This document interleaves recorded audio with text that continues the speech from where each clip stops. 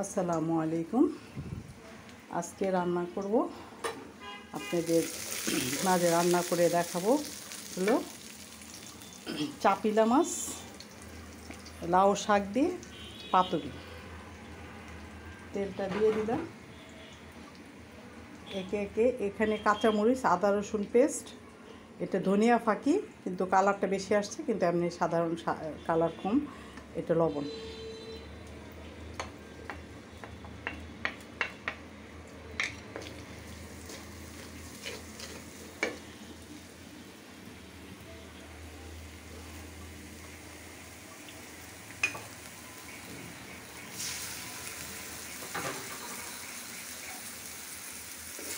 এটা কাঁচামরিচ দিয়ে, ধনিয়া পাউডার দিয়ে আর আদা রসুন পেস্ট দিয়ে সাদা করে রান্না।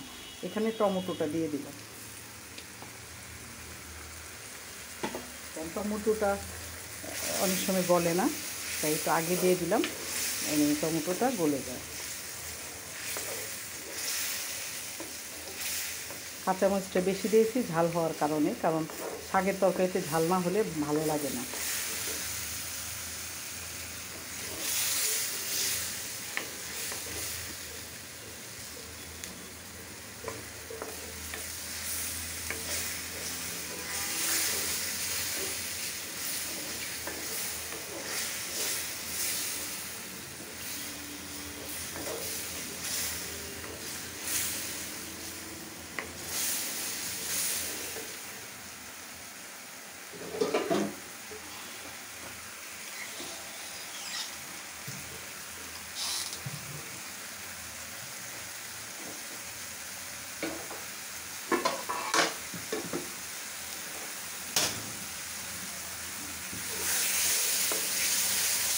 এখন শাকটা দিয়ে দেবো।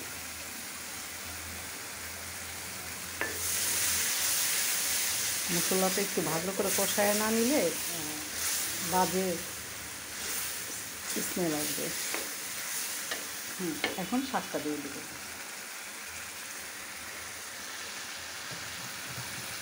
এটা লাউ শাক।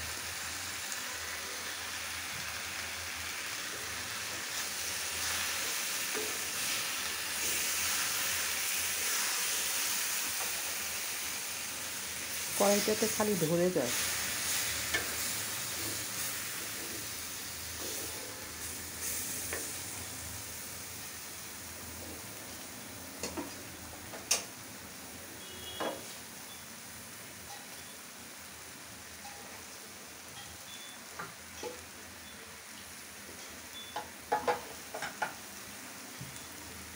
পানি দিয়ে দিলাম, আর একটু পানি দিতে হবে।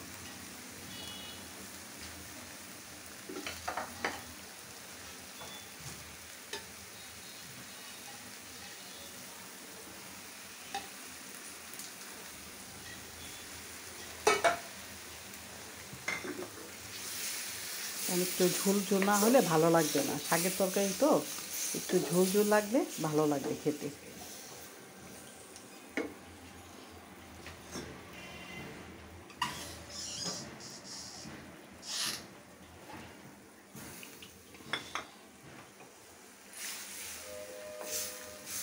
এটা আপনি রান্না করে বাসায় খায় দেখবেন, ভালো লাগবে।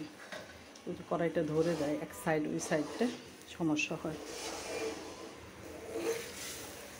হ্যাঁ, আপনারা অনেকেই এই তরকারিটা পছন্দ করবেন, আবার অনেকে করবেনও না, কেন সাদা করে রান্না করে। সাদা তরকারিটা অনেক জায়গার লোকেরাই খায় না, কিন্তু আমাদের কাছে খুব ভালো লাগে সাদা করে তরকারি রান্না করাটা। একটু ঢেকে দিব, তারপরে মাছ দিয়ে দিব। মাছ আর ধনিয়া পাতা, কেন চাপিলা মাছ, এটা ইলিশ মাছ জাতীয়ই, এটা তো সিদ্ধ হতে সময় লাগে না।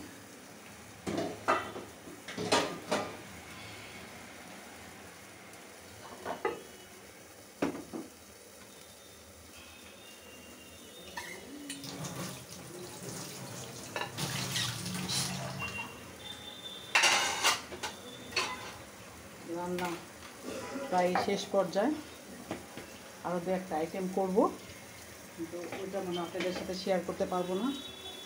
এখন মাছটা দিয়ে দিচ্ছি আমি, তো মাছটা আর শাকটা একসাথেই সিদ্ধ হবে।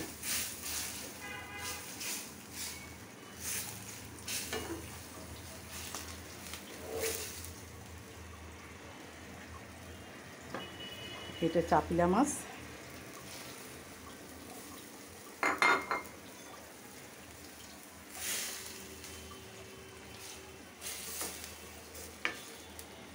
একটু ঝোল ঝোল রাখবো।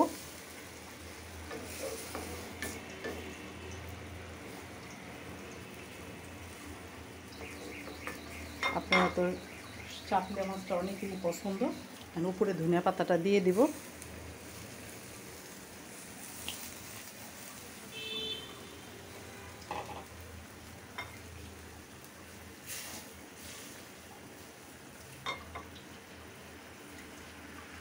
ঢেকে দেই একটু, আর অল্প একটু হলেই হয়ে যাবে।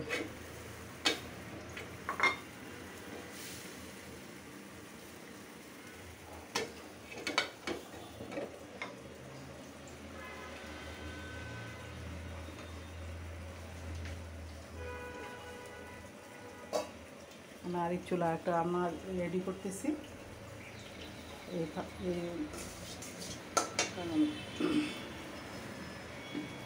দুই চুলা রান্না করতেছি, তো একটা দেখাচ্ছি আর একটা দেখাচ্ছি না।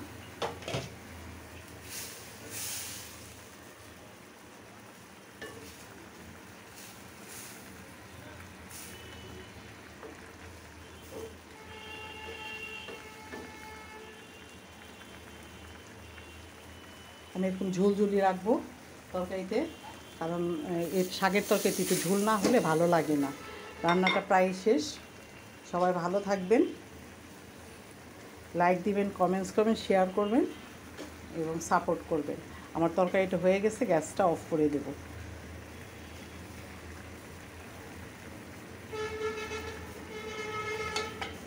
রান্নাটা হয়েছে, গ্যাসটা অফ করে দিই। আল্লাহ হাফেজ, আসসালামু আলাইকুম।